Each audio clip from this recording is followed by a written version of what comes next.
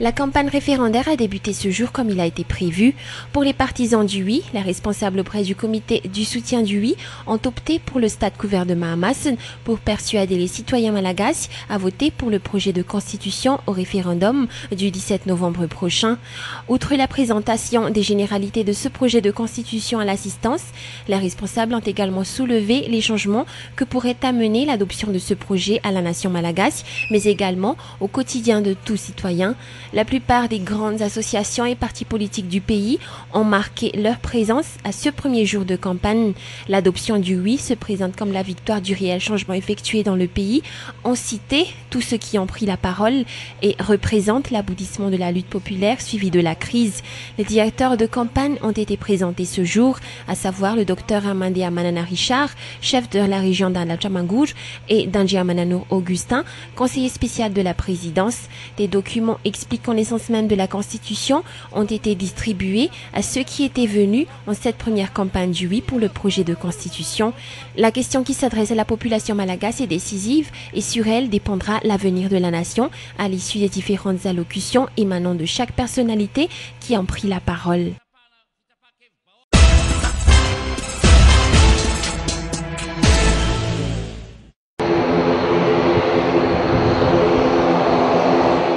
Après ceux du dernier examen du CEPE, les lauréats aux examens du BEPC n'étaient pas en reste. En tout, ils étaient au nombre de 22 à représenter les 22 régions de l'île. Ils ont atterri cet après-midi à l'aéroport international d'Ivatu après avoir passé une semaine de rêve dans la partie sud-est de l'île avec la première dame et non moins présidente fondatrice de l'association Fiti. L'on a pu lire sur le visage de ces enfants qu'ils ont été plus que satisfaits de ces vacances offertes par l'association Fiti. Ces jeunes devraient se reposer avant de reprendre le chemin pour leur région d'origine demain, si l'on se réfère au programme établi par les responsables. L'on sait toutefois que cette nuit, ils vont se réunir autour d'un feu de camp à Analamanga Park. La présidente de l'association Fiti a accompagné ses lauréats au cours de leurs vacances dans la partie sud-est de l'île. À son arrivée à l'aéroport d'Ivatu cet après-midi, la première dame, Miali Radzuin, a avancé que l'association Fiti prépare également des surprises pour les lauréats aux examens du baccalauréat.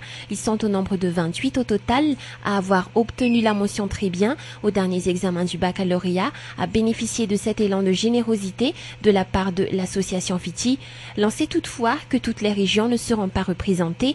La présidente de l'association Fiti a souligné que ces lauréats du baccalauréat prendront l'avion d'ici 2 semaines au plus tard pour une aventure qui promet d'être à la fois relaxante et instructive.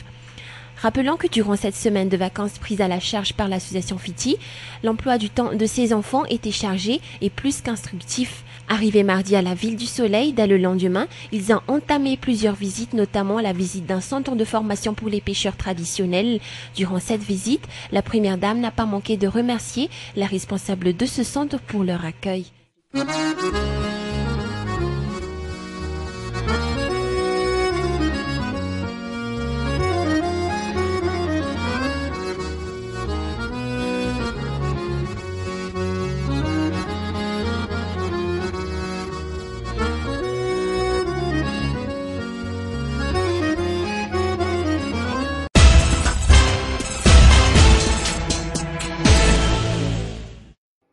Établi sur une superficie de 27 000 m² à l'île Maurice, Apollo Bramwell est une unité munie des équipements sanitaires de haute technologie et prodigue des soins médicaux de très haut niveau avec plus de 30 spécialités dans la chirurgie plastique, orthopédique et la cardiologie. Apollo Bramwell est sans doute l'hôpital le plus moderne de la région.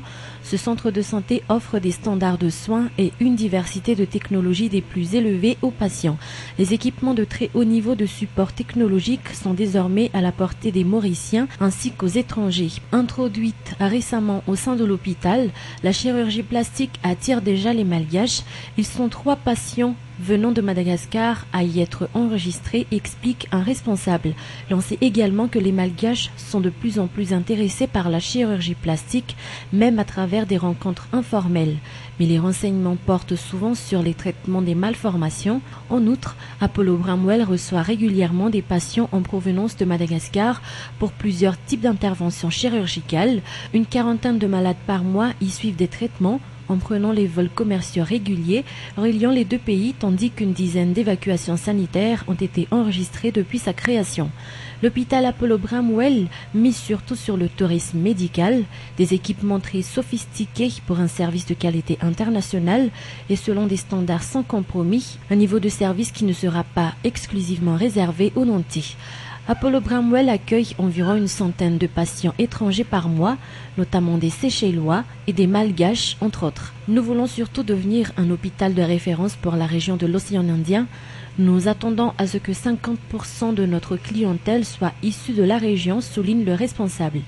En revanche, créer un marché pour le tourisme médical à Maurice n'a pas été chose facile ces temps, car les touristes vont déjà se faire soigner dans d'autres pays comme les États-Unis, l'Europe, Singapour, la Thaïlande ou encore l'Inde. Ainsi, Apollo Bramwell vise surtout les touristes de la région dans l'immédiat pour des soins médicaux. Notons qu'un prix unique standard est appliqué à tous les patients, mauriciens ou étrangers pour un même traitement.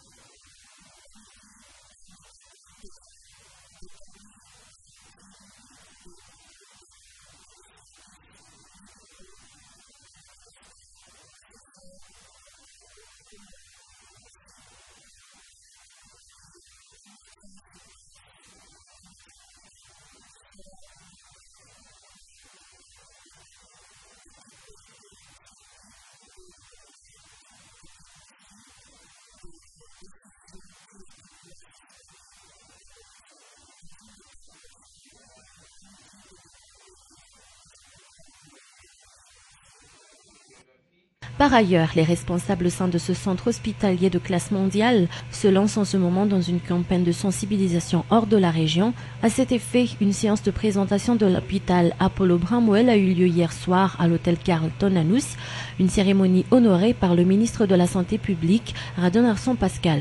Cet établissement de classe mondiale propose une médecine de pointe. Il offre sous un même toit tous les types de traitements allant des plus simples aux cas compliqués. Le développement de la mise sur pied de ce projet dans le centre de l'île Maurice a coûté la somme colossale de 85 millions de dollars.